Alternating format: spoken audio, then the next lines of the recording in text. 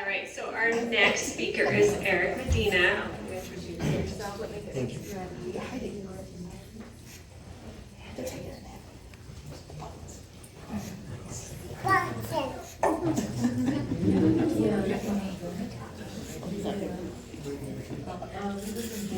I might be able to do this. I can sit here and do it if you want. Okay, that works. Probably be better actually. Alright, so for those of you who don't know me, my name is Eric Medina. I'm going to be speaking today on the power of positivity, determination, perseverance, and a fighting spirit. First, a little introduction about myself. Again, my name is Eric Medina. I'm 39 years old. I have HBS type 1. I'm also married, this beautiful girl right here, and I'm a homeowner, and I've done a lot. By the way, this is way out of my comfort zone. I don't normally like talking about myself, but doesn't feel right usually. But the purpose, or like my reasoning, like for what I'm talking about today, I want to share my story because I want to basically inspire. One of the biggest things that I always get out of this conference is, at least for me, is talking to new parents. Parents who have little ones who they maybe just got the diagnosis and they have more questions than answers. They wonder what life is going to be like for their child. So that's always meant something to me, being able to be like, hey, everything's going to be okay.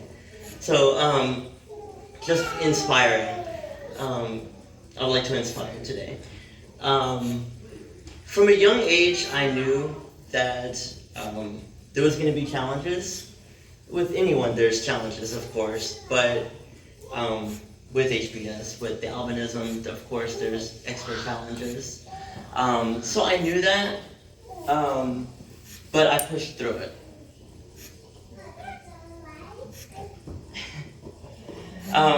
And it all started before I could even remember anything.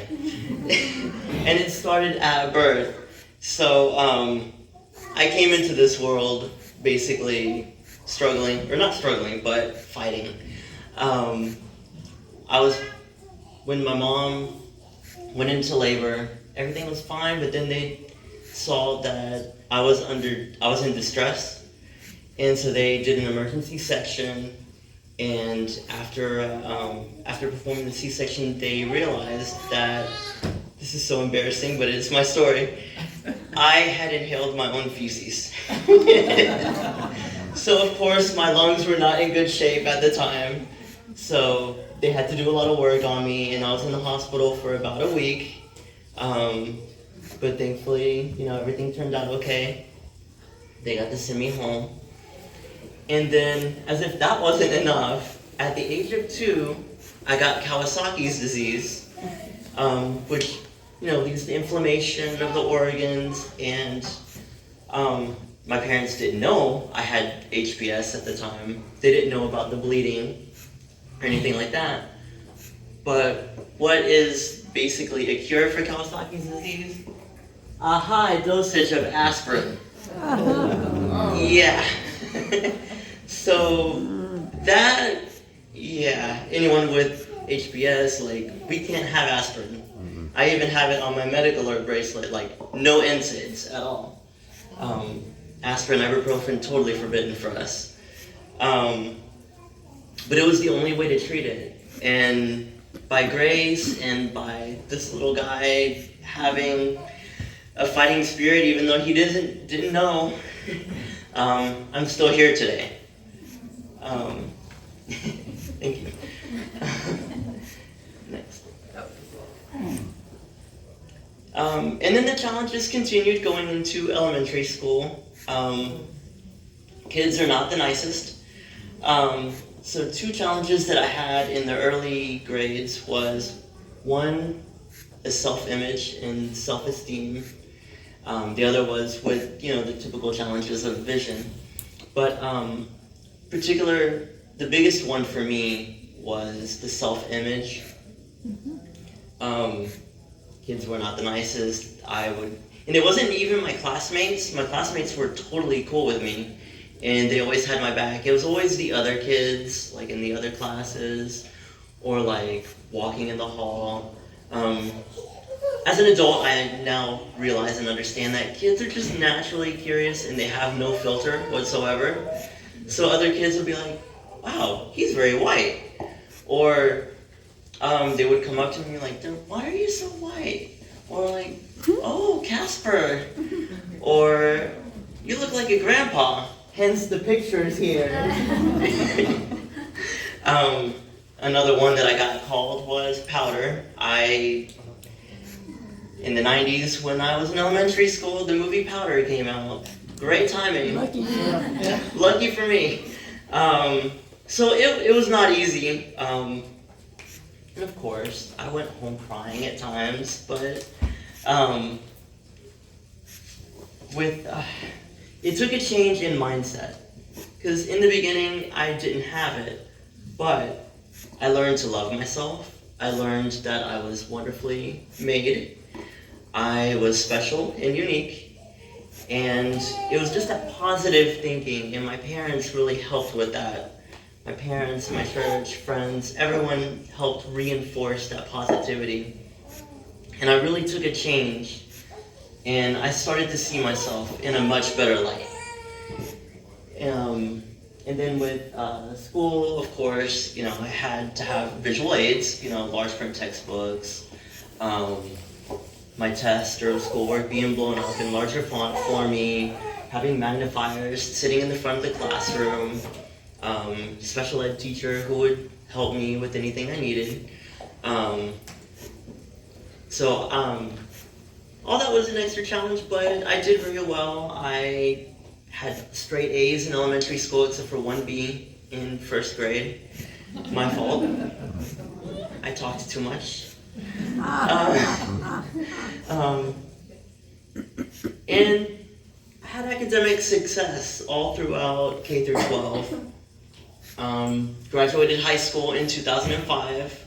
I had good enough grades for an academic scholarship for college, which I kept for the first 2.5 years. I ruined it in my junior year, a little too much extracurricular activities and distractions.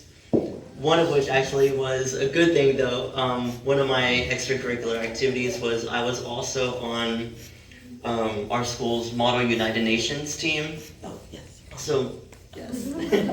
So in Model UN, of course, you adopt the policy of a country and then you get together with other schools and being in Atlanta, we had Southern Regionals and one of the years I actually got to go to a international conference in Mexico. I don't have a good picture of that, so the one picture I have here was our delegation where we represented Brazil, and it was through that conference where I actually got to qualify to go to the international competition in Mexico.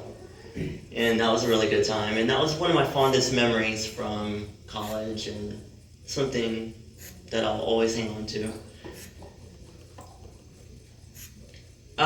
But with success, there also was a little a setback in what I had as far as goals and aspirations in life. My ultimate goal was to go to law school and be an attorney. I had the kind of law that I wanted to practice in mind. Then I actually got into law school, and then the rug came out underneath me.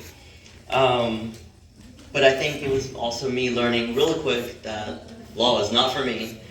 And I think it was a good thing. Even though it was a personal failure, I accepted it. I could have easily just threw myself on the ground, and I could have, rolled over and be like, okay. I could have given up, or I could have, I don't know. I could have just dwelled on the negative. But I turned the negative into a positive. I regrouped, and I went with an alternative, which was graduate school. I went to graduate school and successfully got a master's in public administration. And now in present day, that has led to me working for the state of Georgia for the last almost 11 years with 2 different agencies.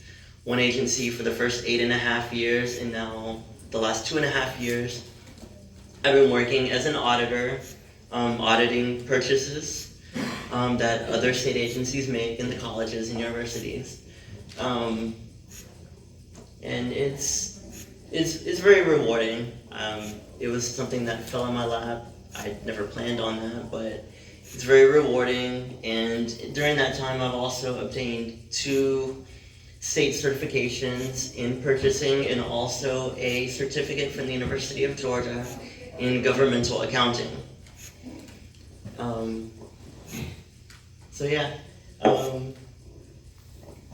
Basically, my conclusions, I have a few conclusions here.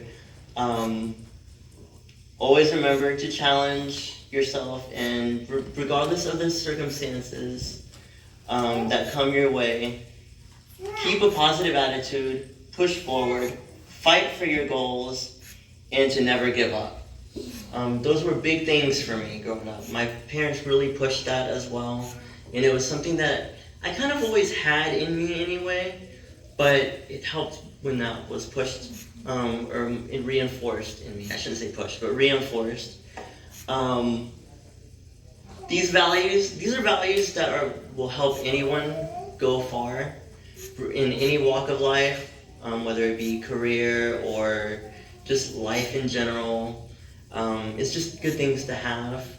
And then I would even also say, this is one encouragement to parents, or one thing that I would encourage for parents to do. Start at a young age, reinforce the value of positivity, reinforce determination, reinforce perseverance, and reinforce that spirit to just fight for what you want. Fight for your goals. Have goals, and just fight for it. Don't let anything get in your way, regardless if it's a visual impairment or anything that comes your way. It could be HPS related, it could not be. And just reinforce that positivity. I like what Donna said earlier, to just always be positive. For the new parents, be positive with your children. Keep that positive mindset. When discussing HPS with your kids, just be positive and encouraging with them. And this is not on here, but I thought of this earlier. Another thing that I would like to encourage, like with the parents, just know that everything is going to be okay.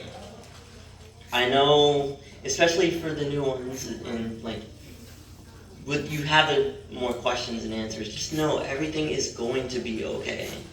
There's a network here, we're literally a family, and you have support, and just everything will be okay. And as long as you push your children and give them the reinforcements that they need, they will do just fine. Thank you so much. Does anybody have any questions for Eric? Heather. I have a plug. If you'd like to hear more about Eric and his job, you can come to our session on Saturday, where we're going to have a panel of adults with HPS talking about their careers, and the panel is geared towards parents who might be curious about what life might look like for your kids as adults in the professional setting, or for younger HPSers that might want career tips or advice about workplace situations. Very good.